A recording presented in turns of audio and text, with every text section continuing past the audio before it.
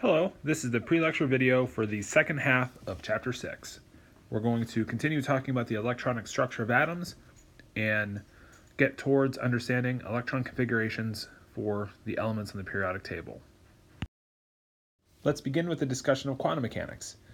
Erwin Schrödinger developed a mathematical treatment for the wave and the particle nature of matter, and this became known as quantum mechanics. And the idea here kind of stems from the conclusions of the de Broglie wavelength and the uncertainty principle experiments, in that we have a hard time knowing exactly where the electrons are at any given moment. So instead, let's think about a density of where we expect to find a high probability of finding an electron. And so for like an H atom, we see a distribution that kind of looks like a spherical representation, where we see most of the electrons are going to be located relatively close to the nucleus, with some relatively low probability of being found far away from the nucleus. Now, this notion leads to the idea of orbitals as the best representation for where electrons are going to reside within multi-electron atoms. So the solution to Schrödinger's equation for hydrogen yields a series of wave functions. These wave functions relate to the electron density, or the probability of where we expect to find electrons at any given moment. And then for larger atoms, we'll see a lot of different shapes emerge for where these electrons could be located. If we start thinking of perhaps something like a lithium atom, lithium is going to start using this space beyond the 1s shell. So we're going to find a high probability for electrons in lithium in this location. And then if we start thinking about where we expect to find electrons for, say, an oxygen atom or like a nitrogen atom, they're going to start finding ways to use some of this leftover space in between where the s orbitals are. That'll be the shapes of the p orbitals that you may recall from high school. But we'll take a look at those shapes here in a moment. So the quantum numbers, what we end up getting are a set of quantum numbers to describe where electrons are within a particular atom. So we get a set of orbitals and their corresponding relative energies. The electrons can fill into these orbitals so that each orbital is describing a different spatial location or distribution of electron density around the atom. Idea here, a big idea, is that the electrons are all negatively charged particles. They all repel each other. So an atom is going to want to try to distribute its electrons as far away from each other as possible, while those electrons are still kind of like fighting to get towards that positive charge that ultimately they're attracted to, that being within the nucleus of the atom. An orbital can be described through a set of 3 quantum numbers. We'll describe what those are and how we know their relationship in a moment, but these are going to relate to the size, shape, and orientation of those orbitals. And so a simple idea will be, we'll see some orbitals that look like a P shape versus like an S shape. And then the P-shaped orbitals can have a different orientation on what direction they're pointed in. We'll talk about that as we go along. And then finally, each orbital can contain a maximum of 2 electrons. So we can fit 2 electrons in each orbital, and one electron can spin like one direction. So if you're imagining an electron spinning, perhaps you're imagining it spinning in a counterclockwise fashion. Likewise, another electron in the atom can be spinning in the opposite direction. So the opposite direction to counterclockwise would be like a clockwise. So we have another electron that's spinning in a clockwise direction. Sometimes you might denote a line with a spin up and a spin down to denote an electron with one spin and then an electron with the opposite spin. So then you can have these 2 electrons in every single orbital. Now, it's the idea that you can have a maximum of 2 electrons. Some orbitals may have none, some may have 2 electrons, some may have 1. It all depends on the atom, as we'll see a lot of examples in this chapter. So the first quantum number we'll talk about is the principal quantum number. It takes the symbol n. This is the quantum number we were seeing in the Bohr model. So when we were looking at the energy of hydrogen as a function of n, if you remember, some number of joules times the 1 over the n value squared, this was relating to the principal quantum number for the 1 electron within the H atom. The n values can be 1 and then any integer up from there. So 1, 2, 3, all the way up. These correspond to the same values, again, from the Bohr model. So and we recall that as you go from an H atom in n equals 1 to 2 to 3 to 4, that's the electron moving further and further away from the nucleus. So n is relating to the size. So n is directly proportional to the size of the orbital. So as n goes up, the electron's moving further away from the nucleus. Another quantum number is the angular momentum quantum number, taking the symbol L. This quantum number defines the shape of the orbital. The allowed values of L range from 0 all the way up to n minus 1. So let's think about the possibility for the first value of n being 1. The only possible value of L here would be 0. If we go to n equals 2, then L could have the range of values of either being 0 or 1. What we're going to see the meaning here is that the 1 in the L shape of 0 is the S, or that spherical shape. This is relating to or referring to the 1s orbital. And the n equals 2, this is a shell. The n equals 2 shell is comprised of the two S-shape orbital. So we get one orbital here with one shape. And then we get the two p set of orbitals. So these are subshells. So we get the 2s subshell and the 2p subshell. Now yp, well, that's just a name. So the value of L, if it's 1, so the 2 is defining the n value. So this 2 is that 2, and then the p is relating to the 1, the s to the 0. So the n equals 2 shell is comprised of the 2s and the 2p subshells. If you go all the way up to n equals 2, or excuse me, n equals 3, if you continue and say, okay, what about n equals 3? Then you could have the 3s, the 3p, and now the 3d subshells. D has the L value of 2. The d orbital shape is kind of like the p orbital shape, but just a little different. So the p orbital shape looks like an infinity sign, but it's really just the density being highest sort of away from the nucleus. Instead of a spherical shape, you get this like p orbital type shape. The d orbitals look like a double set of these lobes. So the d shape will look mostly like a set of orbitals that have 4 set of lobes. And we'll describe as we go along why that shape's relevant or where it comes from or what the main idea behind that shape is.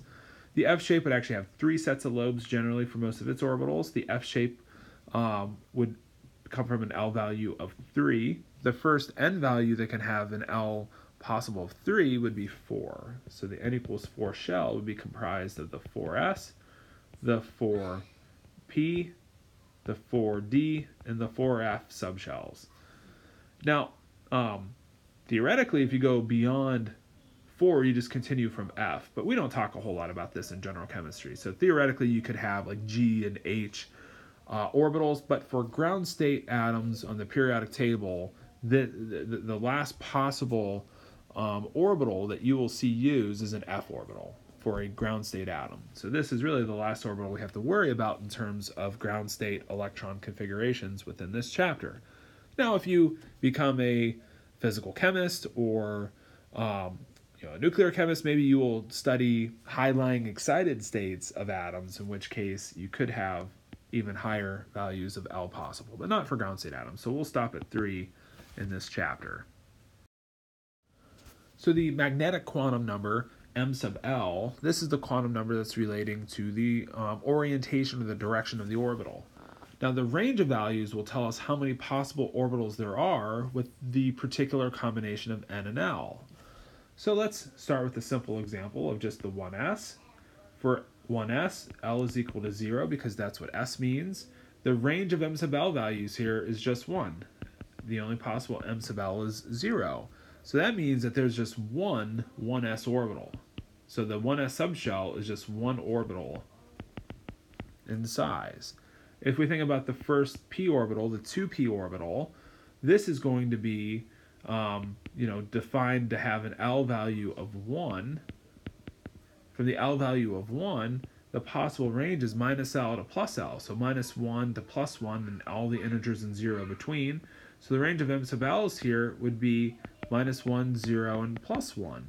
This is where we get there are 3 orbitals within the 2p subshell. So 3 different orbitals.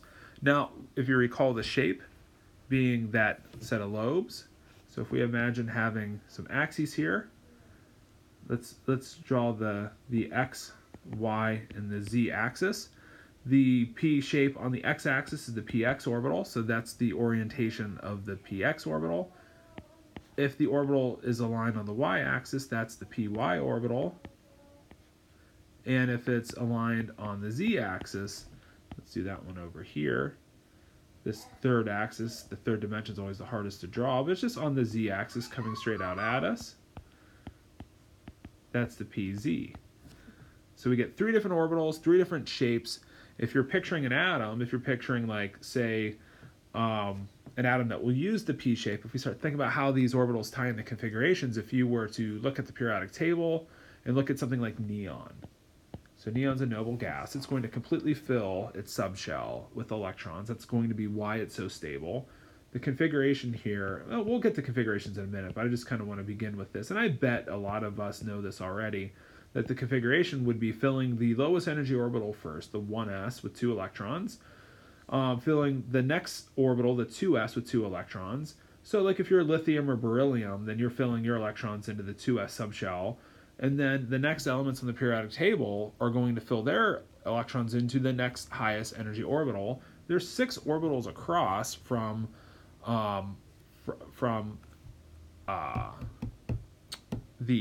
so we got lithium, beryllium, boron across to neon.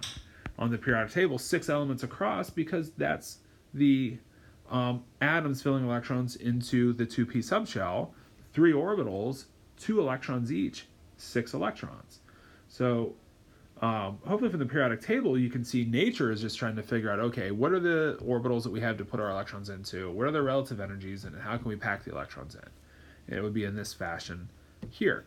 Now if we're thinking of the orbitals that are being used, or what this neon atom looks like, so imagine neon.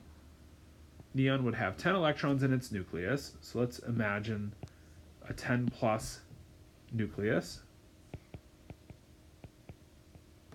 So we'd have the 1s shell, 2 electrons spinning around each direction in that orbital, the 2s subshell, and then we're going to have the p orbitals using this space that's kind of like left over here.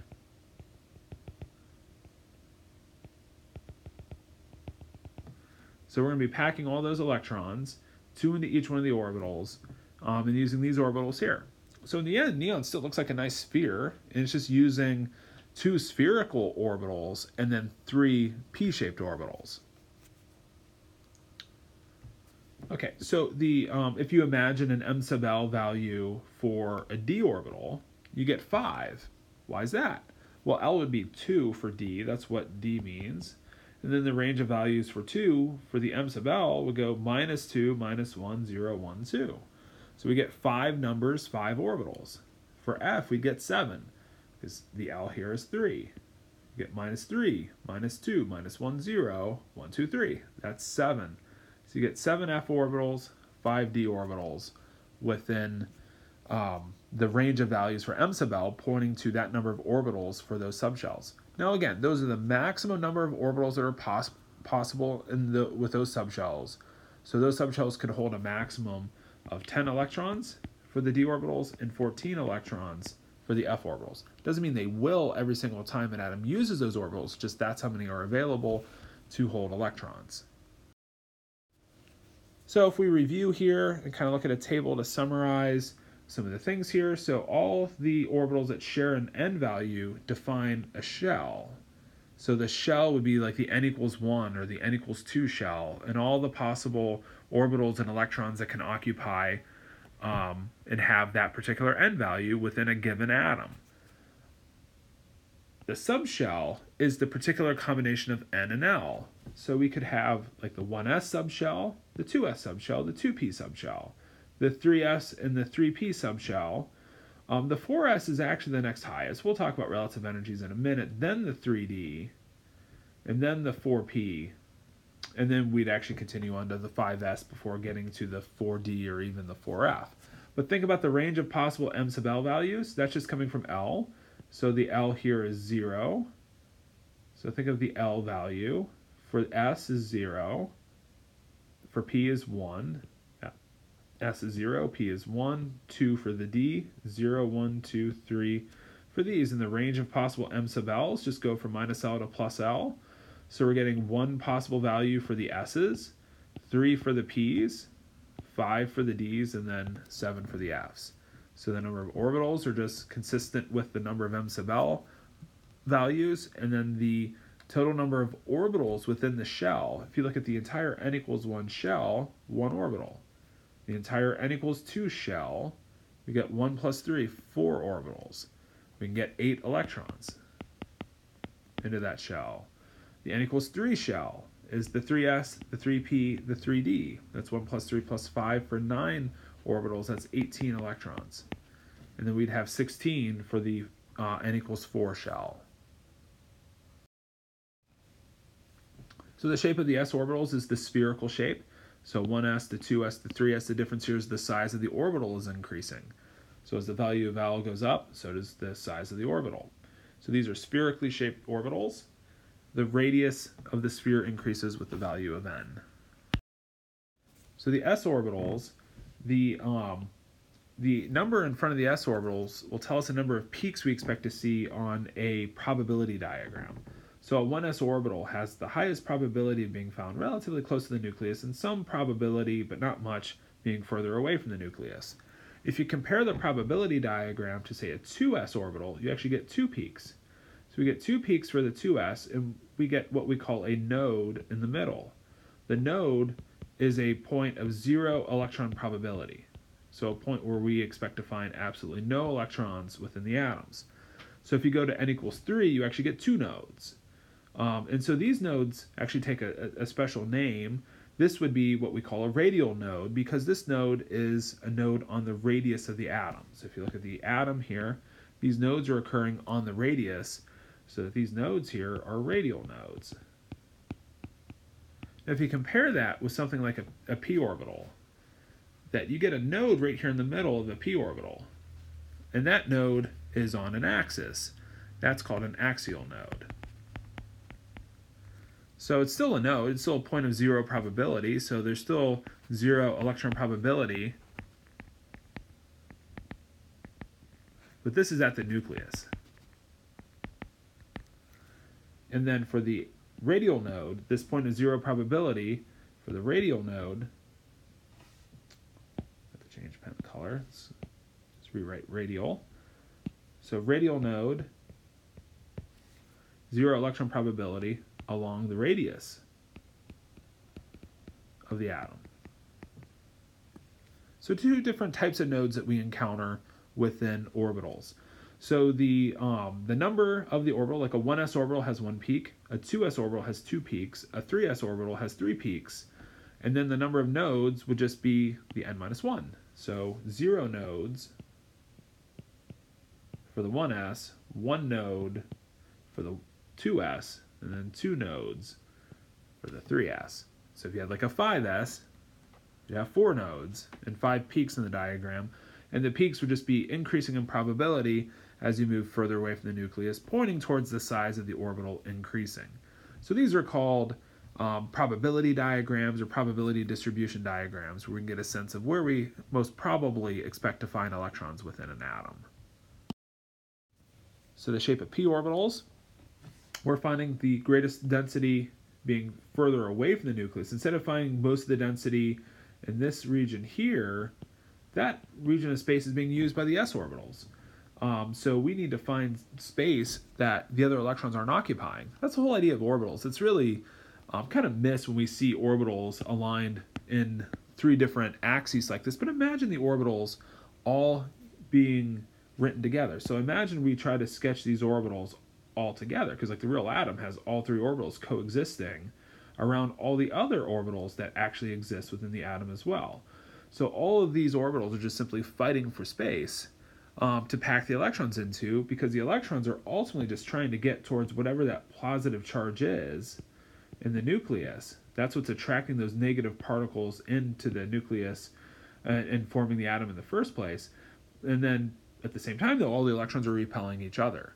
So I think the idea of orbitals makes a lot of sense when you try to picture an atom with all these orbitals trying to find their own little space within the atom to have their own spatial location to distribute electrons. Now the d orbitals have kind of like the p shape, but just like two sets of p shapes. So you actually end up with two axial nodes, if you will, for a d orbital. So instead of having just like one plane or one axis of no probability of finding an electron, you actually have two axes. So we'd have like 1 and 2 here for this d orbital. Now the names of the d orbitals do make a little bit of sense. There's 3 of them that have the name like dxy, dxz, dxy. And then the symbols are just what plane the orbitals are in. And so if you notice here, the dxy orbital is in the xy plane, but it's not on the x or y axis. It's actually intersecting the xy axis. Why might that be? Well, think about what's in between. Like, what's on the x-axis? P orbitals. So you have p orbitals with electrons in them, so there's no room on the axes to pack electrons into, so the d orbitals are going to try to take some of the space in between the p orbitals. So the d orbitals are trying to use some of that space in between of the p orbitals, so that's why you see 3 of the d orbitals fighting for that space in the middle. And so we get the xz plane and the yz plane. And then 2 other orbitals, though, actually do have to use the axis space. So you can think, okay, well, I do have p orbitals here. Now the d orbitals are going to be just a little bit larger. So the d orbitals are going to try to use the space beyond the p orbitals. So you can think, okay, there actually are p orbitals using the space that we're trying to pack electrons into these d orbitals, but we're just going to have the d orbitals just be a little bit larger in space. So the d orbitals are going to be using the space beyond the p orbital set within the atom. Okay, so now again, the shape of the d orbitals kind of look like 2 p orbitals, except for the dz squared orbital is kind of sometimes called a donut ring. The donut ring here actually has the 2 axes of symmetries, or 2 axial nodes going right through that donut radius. So you have no probability of finding the electron in between the node and that donut sphere. So that's your region of no electron probability in terms of the axial nodes for the dz squared orbital. So 4 of them look kind of similar. 3 of them are bisecting the p orbitals on their axes, and then 1 of them is just using the same picture but with bigger orbitals than the p orbitals, and then 1 is this weird looking donut ring set of orbitals. So the f orbitals, like, the shapes are complicated. They don't even go into them in the text. They should have 3 axial nodes, though. And then there should be 7, equivalent orbitals within the sublevel. Like, that's the one thing that's kind of interesting. If you think of this 3p orbitals or the 5d orbitals or whatever the shape of these 7 f orbitals are, all the orbitals are what we call degenerate. They're all degenerate in energy, meaning they all have exactly the same energy. So if you think about the energy level of your f orbitals, they're all equivalent. How many did I draw? 1, 2, 3, 4, 5, 6, 7. Okay, so if we have like a 4f set of orbitals, all these orbitals are the exact same in energy. If we think of having like a 4d set of orbitals, so we have a 4d set of orbitals, then that set of orbitals, they're all the same in energy. So the orbitals may look a little bit different, but their energies are all exactly the same within atoms that we'll be packing electrons into on the periodic table. So degenerate is a fancy way of saying equal energy orbitals. So we get 5 degenerate orbitals, and we get 7 of those for the 4f. So I'll just say 7 degenerate orbitals. So relative energies of these orbitals, in a way, you could look at this diagram to help you see what they are, but we'll go to nature here soon enough, because the way electrons are packed into atoms on the periodic table is really telling us, in a way, the relative energies of these orbitals. And we can pick up a lot of patterns just by seeing the order of the atoms and how they arrange themselves into their properties on the periodic table. But so the 1s is the most stable, the lowest energy orbital, then the 2s and the 2p. So this is why, like if you're looking at hydrogen and helium, they're packing into here. The next 2 elements in the periodic table fill into the 2s orbital, lithium and beryllium, and then boron across the neon are filling into the 2p subshell, sodium, potassium into the 3s, and then across aluminum to argon filling into the 3p. If you're looking at your periodic table, what would come next? Well, it'll be potassium and calcium. And then what comes next? Scandium, titanium, all the way across the transition metal block. So we get 10 elements next, and you can almost just look at the pattern of 2 and 6 or 10 electrons across, or elements across within the group of elements. And then after the 3D, the next element after zinc would be, I'm not looking at a periodic table right now, but I think it's gallium or germanium or something, but it is then filling into the 4p. There's 6 elements across. 6 looks like, it's filling into the 4p subshell. So the last electrons going into the atom are kind of being indicative of what block of the periodic table the element is fitting into. So we'll look at some of those blocks in a few moments. So one other quantum number to bring up is the magnetic spin quantum number.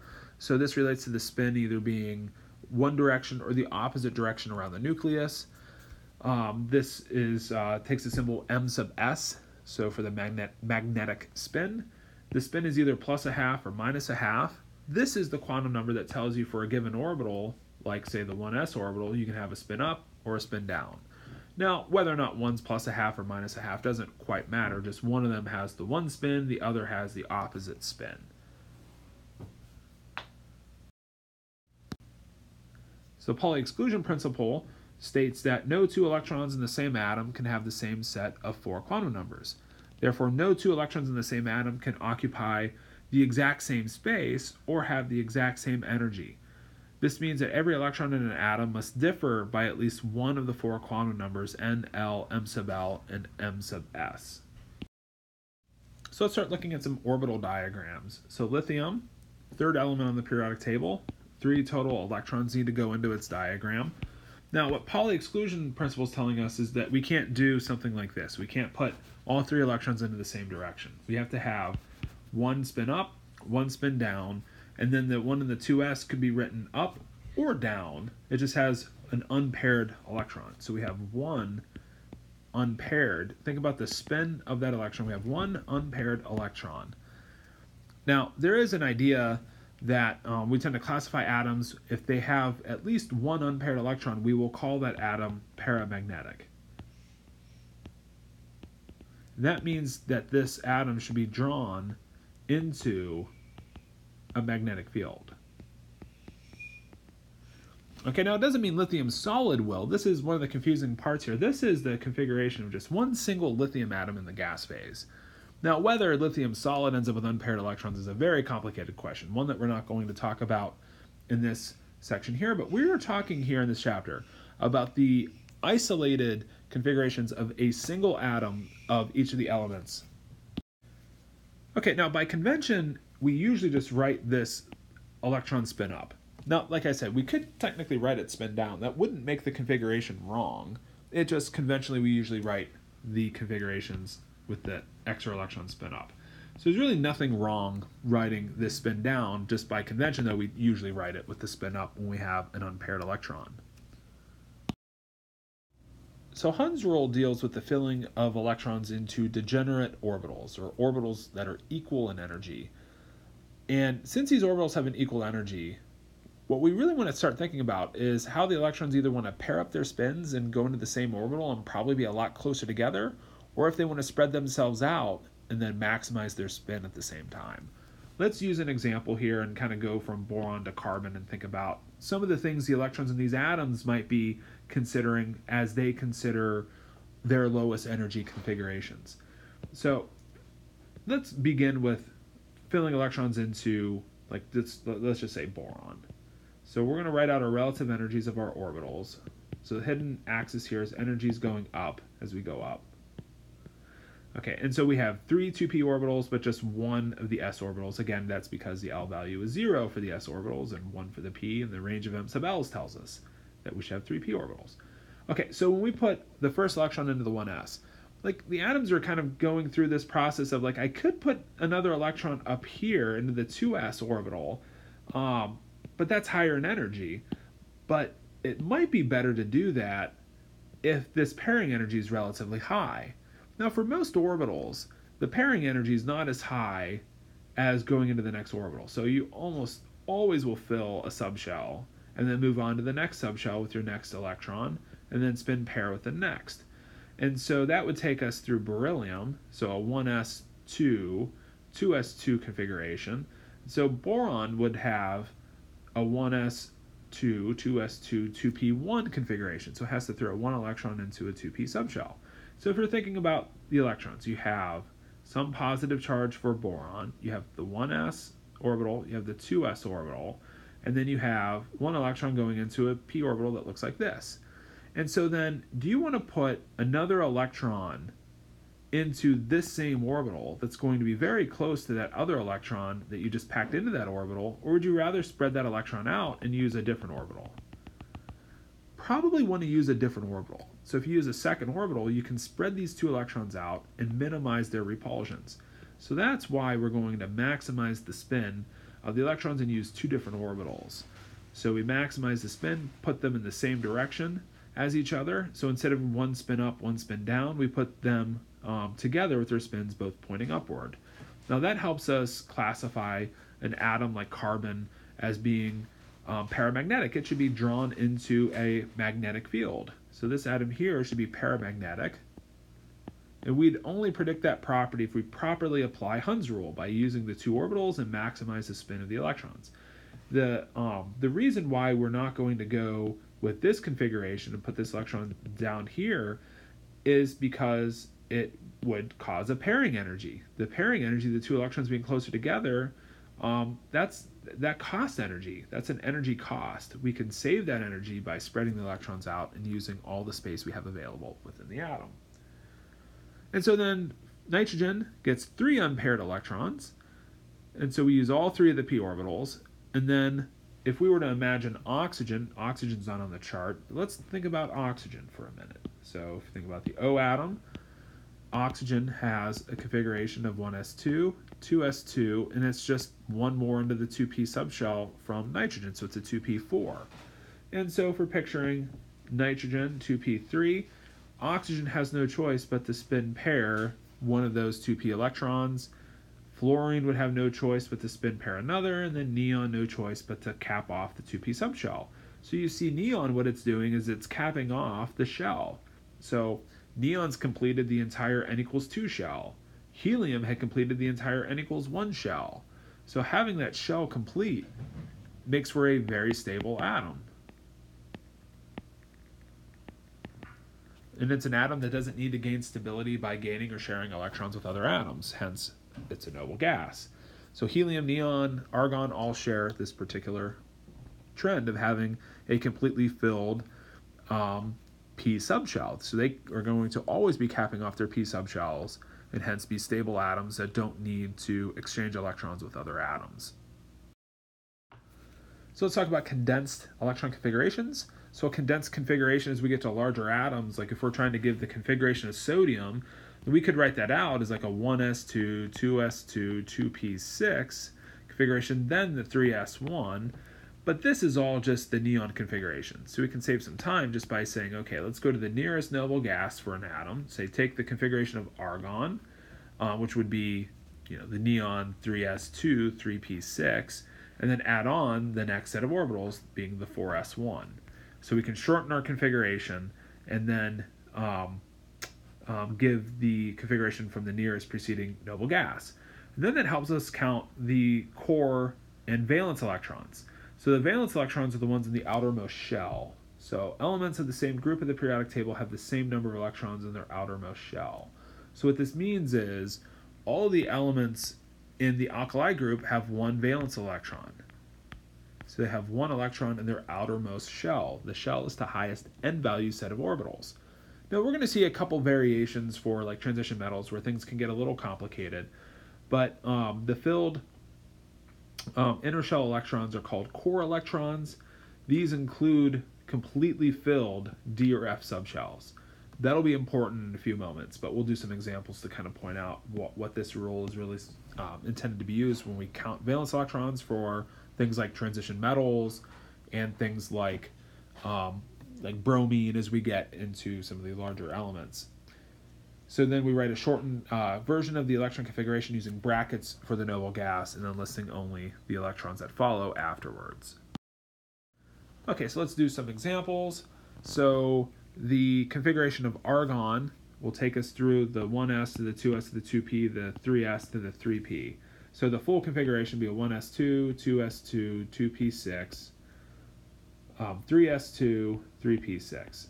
Outermost shell is the highest N value, so we get 8 valence electrons, but technically speaking, argon could probably be said to have 0 valence electrons. It doesn't really lose any of its electrons all that routinely anyways, but 8 by the formal definition. Potassium has 1 extra electron, the argon configuration, followed by a 4s1. And so the argon 4s1, 1 valence electron.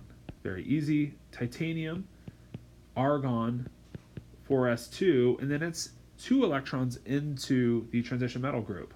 That's filling now into the 3D block. So we're going from the 4s, 2s, 2p, 3s, 4p, 4s, and then finally to the 3D. Now, you may be wondering, how do we know that's a 3 and not a 4? Well, think about the first time the D is possible is when n is equal to 3. So the first time L can be 2 is when n is 3. And we haven't passed up a D block at any point on the periodic table yet. So the first D block has to have an n value of 3. Just like our first P block had an n value of 2 and not 1. So we're just following in line with the first P had the 2 and the first D has a 3. So it doesn't have anything to do with titanium being in the 4th row of elements. It has everything to do with that being in the first group of 10 elements across, in the first set of elements into the 3D block. Okay, so 2 electrons across. Now the total valence count here is a little bit fuzzy, right? Because we have 2 outermost shells, if you will. Like we have like a 4s, n equals 4, 2 electrons, and we have this like lower unfilled subshell.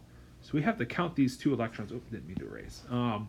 We have to count those 2 electrons into the valence count. So we have 4 valence electrons for titanium. Now let's think about how many unpaired electrons titanium has. So we have like a 4s subshell, then we have the 3d subshell. So 4s and the 3d. Now the 4s lower in energy, 2 electrons. 3d, degenerate orbitals, maximize the spin. We get 2 unpaired electrons for titanium.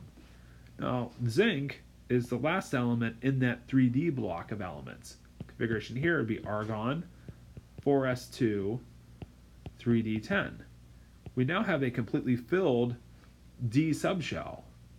That doesn't count towards the valence count now.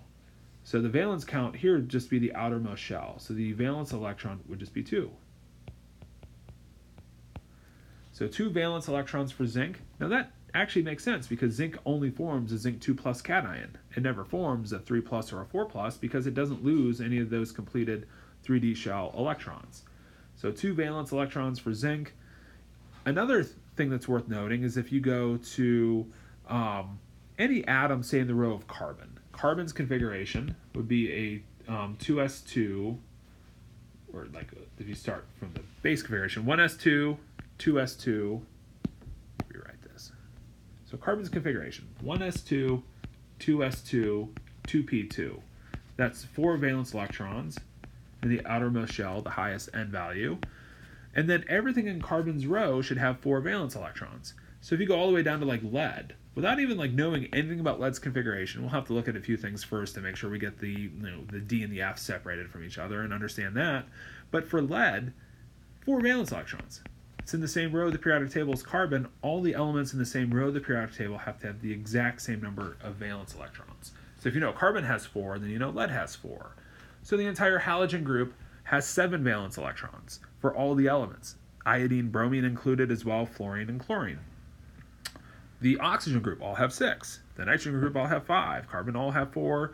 And then boron's group all have 3 valence electrons. So we should be able to get the valence count for most of these elements without even really knowing a whole lot, just by inspecting the atoms. So our periodic table can be arranged in this fashion here. We fill orbitals in order of increasing energy. So we, in our atom atomic numbers begin in the top left corner with hydrogen. So we have the 1s1, 2s1. So then the 2s 2p, 3s, 3p, 4s, and then the next set of elements is the 3d, then the 4p, 5s, then the 4d, then the 5p. How do we know that? Well, just follow the periodic table. Just look at your periodic table and see what element comes after this element noted here. And so the next element would be into the 4d subshell. So then when you get down to cesium, then all of a sudden, then we're getting towards the F block. So the F block, in most periodic tables, they take these group of elements and just remove them, put them down here so they can fit the periodic table on, and make the periodic table just appear bigger on a printed page. So you could make a periodic table this way here. It would just take a lot more space. So this would be a perfect periodic table. It would really help us see you go from the 6s to the 4f, because the 4f elements, there's 14 elements before the next set of D elements. There are only 10 across. And then we get the 6 across for the 6p, and then back to 7s, 5f, 6d, 7p, and then that's it. That completes the periodic table. So let's do a few more examples of some of the configurations for larger atoms and see how we make these configurations for here, for some of these elements in the 5D or 6D blocks of the periodic table. Okay, so let's deal with the lanthanides and actinide elements. So the lanthanides kind of begin with lanthanum, and the actinides with actinum. For an example, let's look at cerium. So cerium, and one of the most important things to note is just the atomic number. So just note the atomic number for cerium is 58. Now that means I have 58 electrons to assign in a ground state neutral atom of cerium. So cerium comes after cesium and barium. So like cesium and barium, so think of like cesium's configuration, the nearest preceding noble gas would be xenon element 54. So that's 54 electrons. And then cesium only has 55. Its atomic number is 55. So then it would be the 6s1. And so if you forget, or like you're like, well, how do I know cesium's a 6s and not a 7s or a 5s? Well, just count how many rows down from hydrogen. Hydrogen's a 1s, lithium a 2s, sodium a 3s, potassium a 4, rubidium a 5, cesium a 6. You need to look at a periodic table for this section if you don't have one handy. So then barium would just put one more electron into here. And then cerium, it's just filling into the group of elements that's 14 across. And so that is the main indicator that we're going from the configuration of xenon to the 6s2 and then into the F block. Now, how do you know what number it is? Well, we haven't had an F block yet. When's the first time you can have F? F means L is 3, so the first time we can have an L of 3 is when N is 4. So that's what tells us then the F block would be a 4F. And then 2 elements in there give us the 2. So 54 for xenon, plus 2 give us 58 total electrons assigned within our configuration. Now our diagram's pretty basic. 6s, 2 spin paired electrons, 4f, higher in energy. There's 7 across. We're not going to use most of them. 1, 2, 3, 4, 5, 6, one more. So that's our 4f subshell. And so then 1, 2 electrons. So 2 unpaired electrons. Mercury. Oh, and valence count. How many valence electrons? So it should be the 6 and the 4f. So 4 valence electrons, 4 outermost electrons. Okay, Mercury is, it's filled all the electrons into the 4f and then comes back to the D. So Mercury's configuration would still be based on xenons, or still built up from xenon. 6s2, 4f14 now totally filled. Mercury's atomic number is 80, so we need to fill in 80 electrons. And so then the next D, and you could think, okay, the first D block, the first transition metal block is 3, then it's 4, then it's 5. So 5D, and then it's 10 across. You can either count, or you can think about the electrons it takes to get up to 80. So 54 plus 2 plus 14 plus 10 would be equal to 80.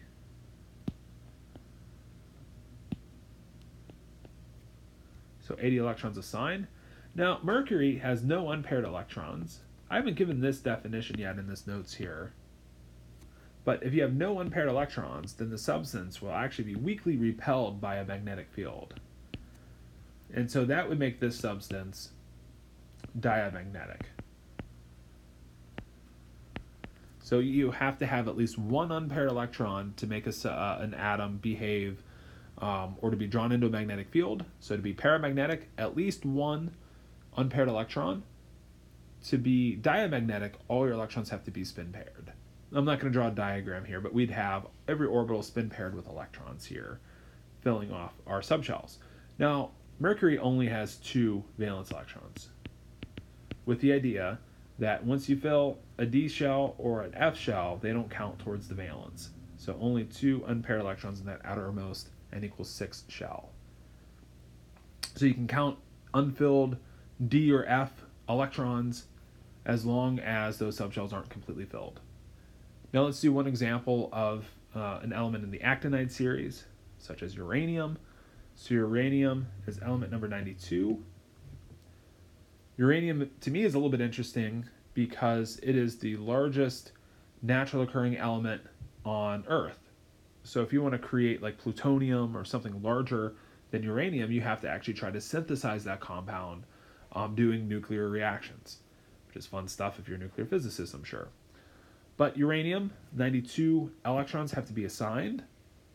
Now, radon is the next largest element, or the nearest preceding noble gas. Then we're filling the 7s2, and then we are 4 across. And it's not into the 4f now, it would be into the 5f. So the 4f block was above where uranium is. This would be a 5f4. And so radon, 86 electrons, plus 2, plus 4. So our check would be we're getting all of our 92 electrons into place. So it gives us a total of 6 valence electrons, and then these 4 would be spin paired, or these 4 would be spin unpaired. So of course we'd have the 7f orbitals, 1, 2, 3, 4, 5, 6, 7, and then the 6s. So a lot of times, once you kind of get the idea of orbitals, you'll just draw the 7s and the 5f as if they're equal in energy, but it's because you need to conserve space. So the 5f is higher in energy than the 7s, but 7s, 2 spin paired electrons, and then we get 5 unpaired electrons into the f block, or 4 unpaired electrons into the 5f block. So our periodic table is shown here. So the periodic table and the configurations kind of follow for most elements. So the rules we just went through for most elements works perfectly. It works perfectly for all of these elements, meaning that there's no anomalies or there's no errors of their configurations being something different than what we expect. No errors in here either. But we do get some issues in the D block and some issues in the F block elements having some slightly different configurations than what we might expect. Let's take a look at a few of those. Well, actually, let's, I suppose, take a look at the entire periodic table. So the anomalies that exist can be noticed on this table. So like, I'm going to zoom in here. So if you go through the configurations like 2p 1, 2, 3, 4, 5, 6, exactly as we expect. 1, 2, 3, 4, 5, 6. Again, exactly as we expect. That there's nothing strange in the P block. There's nothing strange in the S block. But there's a few of these cases here. Look at chromium. Chromium we would predict 4 across the transition metal block. We'd predict argon 4s2 3d4. But see, its true configuration is given here as 4s1 3d5. Okay, now take a look at copper. Copper you'd expect to be a 4s2 3d9, but it actually is given as a 4s1 3d10. But if you notice here, everything else in this row is exactly as we expect. If you look at the next row down, or even if you inspect like chromium to molybdenum, what you get is the exact same configuration anomaly for molybdenum. And then if you say, okay, we should get that same anomaly for tungsten.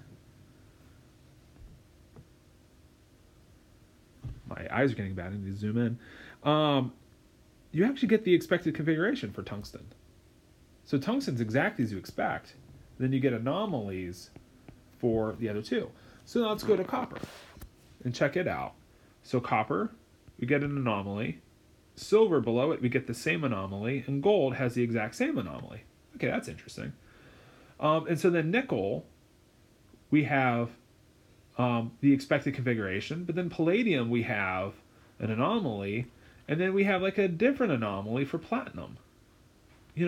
There's no periodic consistency here at all. Like we have one group that completely is periodic, one that's like half periodic, and one that's like all three actually have different configurations altogether. And then let's throw one other monkey wrench in here. Ruthenium and rhodium are just kind of like, okay, we're going to have an anomaly too. But osmium and iridium don't, and iron and cobalt don't.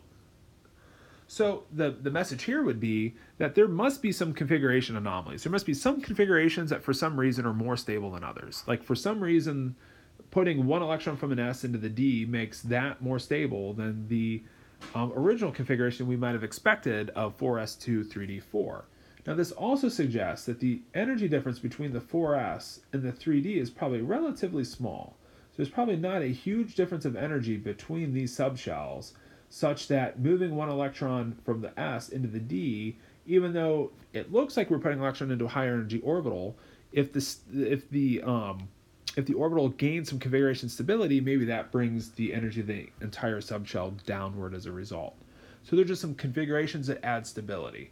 Now, I don't think it's fair to memorize these anomalies because you're just purely memorizing random facts at that point, and there's not much of a pattern to these. So I don't see any value in having you memorize which atoms follow these anomalies. Some instructors think that chromium and copper should be understood since they're relatively common elements. I don't know. So if you understand chromium and copper as being two anomalies in the first row of the transition metal block of the elements, then everything else is fine. That might be slightly helpful since those are slightly more common examples. And then down here you get some anomalies that are kind of hard to predict. And then lastly, you get anomalies in the F block. Like lanthanum should have been a 4F1, but it ends up being a 5D1. Cerium actually has an anomaly. Praseodymium is fine, though. Neodymium is fine. Whatever that element is fine, too. Samarium is fine. And then we get an anomaly with gadolinium. So we get anomalies popping up like every now and then. And then lastly, actinium follows that same issue where it really is a 6D1 configuration. It should have been, or we predict to be a 5F1. Thorium, same type of anomaly. This element here has an anomaly, and uranium also has an anomaly. So I would expect that you guys should be able to apply the rules to get the configurations we expect, and then just understand that there are some anomalies between 4S and 3D, 5S and 4D, and 6S and the 5D, and there's also then some anomalies between 5D and 4F. So we get some anomalies here and here. So that just implies that those subshells are close in energy, such that moving electrons to and from the subshells, but keeping the total electrons constant. So the electron count's not changing, you're just moving an electron from one orbital to another, and then somehow, some way, the atom finds a different stability in that odd configuration we wouldn't have predicted. So we just want to understand that these arise. Maybe chromium and copper, the two to be aware of, and then that there's a lot of others that exist that we don't need to specifically know or memorize those particular anomalies. Okay, so that wraps up the pre-lecture video for the second half of Chapter 6.